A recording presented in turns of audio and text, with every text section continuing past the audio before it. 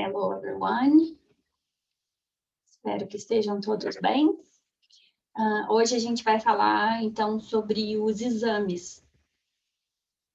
A gente vai começar aqui pelo quadro comum europeu, que é uma graduação, né, que dá níveis para o aprendizado de línguas em geral. É uma referência que é usada no mundo todo, independente da língua, e que busca padronizar essa leitura que é feita do nível em que o aluno se encontra no aprendizado de uma língua, né? No processo de aprendizagem da língua. Então, ele vai do nível A1 ao nível C2, sendo que o que ele chama de avançado seria o nosso nível de proficiência, é o que a gente conhece como proficiência, certo? Os níveis não correspondem exatamente a um livro e nem a um nível, né? Às vezes, dependendo da série que você adota, o nível, vamos dar um exemplo, A2, às vezes ele é coberto por um livro e meio, o nível B1, B2, que é intermediário, que é um período mais longo, às vezes por 2 livros, 3 livros, né, entre B1 e B2, eu digo, para cobrir aí o que eles chamam de intermediário. Então, um nível aqui do quadro comum não tem essa regra, né, de ser um estágio ou um livro, tá? Depende, então, da série que você vai trabalhar. Esse quadro comum europeu, ele vai ajudar a gente a entender, então, o nível dos exames.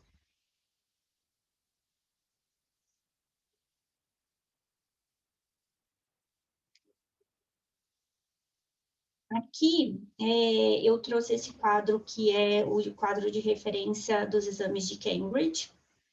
Então, Cambridge tem exames para young learners, né, já há alguns anos, e Michigan também tem. Então, desde o começo, quando o aluno inicia o curso lá pequenininho, a partir de uns 8, 9 anos, já tem exames que ele pode fazer. Aqui o objetivo é familiarizar ele com o clima do exame, o tipo de questão, esse comprometimento com o aprendizado, o aspecto motivacional mesmo dele conseguir ver o progresso dele e ter esse reconhecimento internacional de que ele realmente está aprendendo. E isso também diz sobre a abordagem e a eficácia do curso de uma instituição, né? Então, assim, é um parâmetro que é interessante tanto para quem contrata o curso quanto para quem está vendendo o curso, né? Agora, falando em termos de relevância para currículo ou para propósitos de vaga de trabalho ou cursos no exterior que requeiram exames, aí vai ser a partir do FIRST, né, que é o FCE, que já é um nível High Intermediate, né, mais próximo de avançado. Então, ele é um nível B2, que é o mesmo nível do ECCE de Michigan, né? Então, seria o primeiro que realmente faz diferença no currículo, né, profissional. Depois a gente tem o C1 Advanced, que é o CAE, e o C2 Proficiency, que é o CPE, certo? Então, tem uma diferença aí de complexidade, de questões, de estrutura, de vocabulário. É um nível que dá uma grande diferença, assim, que realmente requer uma preparação, né? Um estudo mais formal. E também uma preparação com relação ao formato do exame, né? Que é bem desafiador. Então, você vai se preparar em termos linguísticos e também com relação à disciplina que o exame requer, né? De você trabalhar com tempo, com formato de questão, com raciocínio, né? Então, o desafio vai um pouquinho além. Aqui, então, a página do ICCI, da Universidade de Michigan.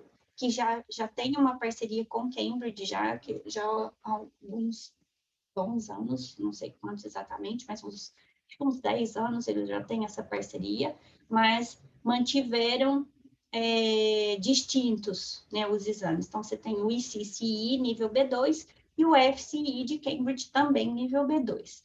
Vão diferir em termos de formato, né? O tipo de exercício é diferente, e o fato de que um é mais British e esse Michigan American, né? Então, aparece um pouco mais no vocabulário mais específico do inglês da Inglaterra e do inglês americano, né? A gente tem essa distinção. E aqui a página do ICPI, que é nível C2, assim como o CPI. No entanto, o CPI de Cambridge exige bem mais do aluno em termos de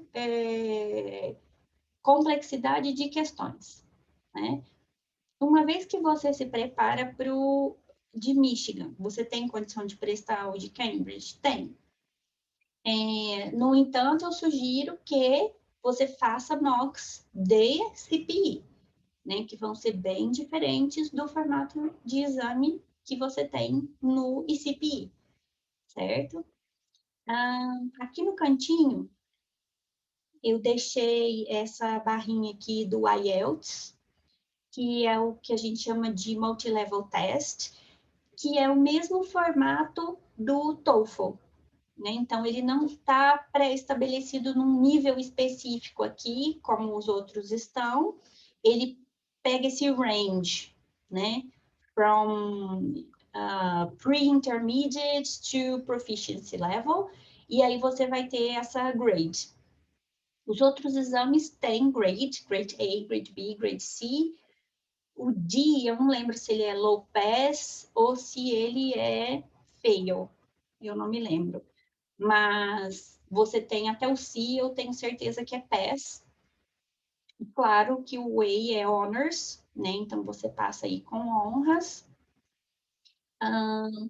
Uma coisa interessante de a gente notar é que no caso do ICPI e do CPI, apesar de ter essa diferença de complexidade, né, das questões, quando você apresenta um certificado nível C2, as instituições não fazem distinção, né? Basta você ter um dos dois. Então, às vezes, você tem oportunidades de carreira, né, de vaga de trabalho em algumas instituições que vão pedir a certificação de nível C2. Então, por isso, a importância de você ter um ou outro, né? E o que eu procuro destacar, que eu acho que é bem importante, é o fato de que a certificação em si é muito legal você ter o papel para apresentar, mas o que é realmente relevante é o seu nível, né, de bagagem linguística, né? Então, ela tem que ser equivalente à certificação. O que eu quero dizer com isso?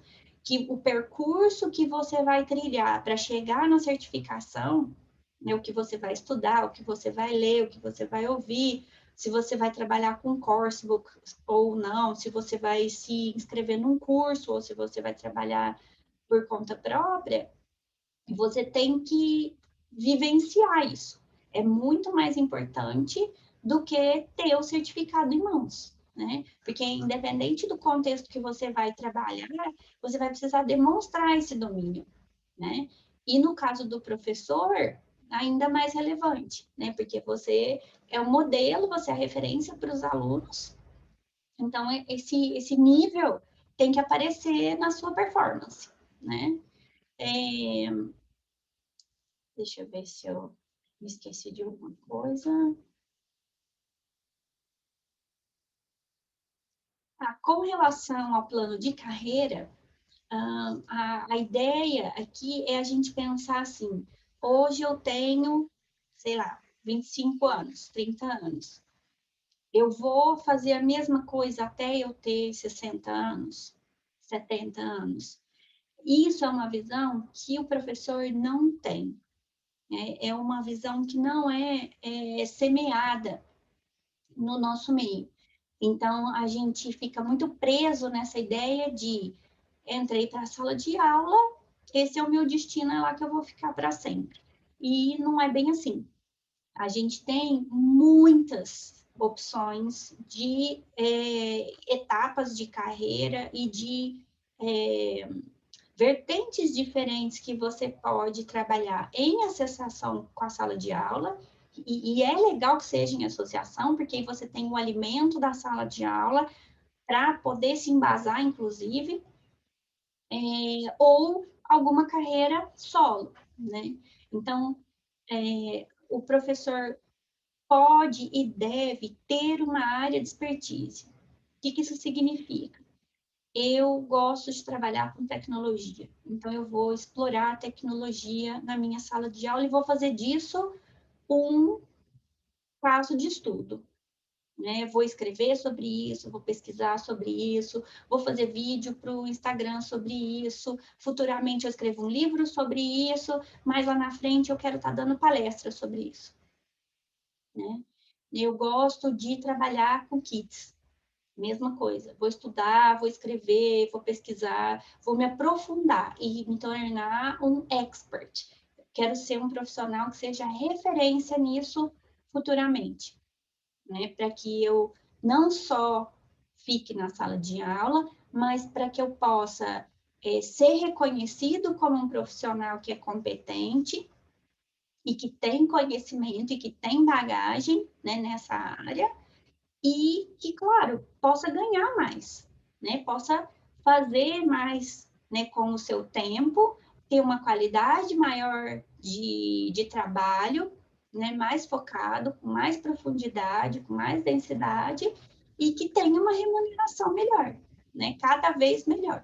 Então, assim, a gente tem que ter essa visão de para onde eu vou, né? Tem que ter essa visão de preciso continuar me desenvolvendo, para que caminho eu vou, né? O hoje é muito pequeno, né? A gente não pode só olhar o hoje, a gente precisa ter um plano, né? É importante a gente olhar a médio e longo prazo, né? E visar mais, né? Mais e melhor, e crescer, e se aprofundar, e ser muito, muito bom no que a gente faz, né? Naquele conhecimento que a gente detém, certo? Então, respondendo aí ao Needs Analysis e aproveitando aí do nosso tempo offline. See you Wednesday. Bye bye.